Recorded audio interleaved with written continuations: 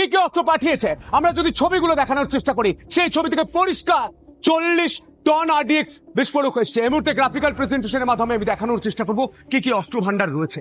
Route map প্রথমে দেখানোর চেষ্টা করি। এই জাহাজ যেটা মহিব দেখাচ্ছিল করাচি বন্দর দিয়ে আসছে, আরব সাগর হয়ে আসছে, দেখতে পাচ্ছেন এটা ভারত।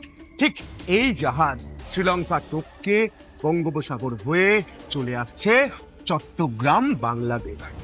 এই ইতিমধ্যেই 40,000 রাউন্ড কিন্তু দূরপাল্লার যে আর্টিলারি শেল তা এসে পৌঁছে গিয়েছে।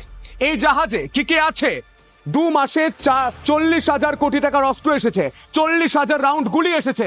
আপনাদের জানানোর চেষ্টা করবো 40 টন আরডিএক্স এসেছে, 2900টি উচ্চ তীব্রতার রকেট এসেছে। এই ছবিগুলো দেখতে পাচ্ছেন, এগুলো সেই ছবি যেখানে যেখানে পাকিস্তানের ডিফেন্স তা শিলমোহর দিয়েছে, সোশ্যাল মিডিয়ায় লিখেছে তারা কি কি পাঠিয়েছে। সামরিক অস্ত্রের পর এবার কি পারমাণবিক অস্ত্র চুক্তি পাকিস্তান এবং বাংলাদেশের? মাথায় রাখতে হবে পাকিস্তান কিন্তু একটি পারমাণবিক শক্তিধর দেশ।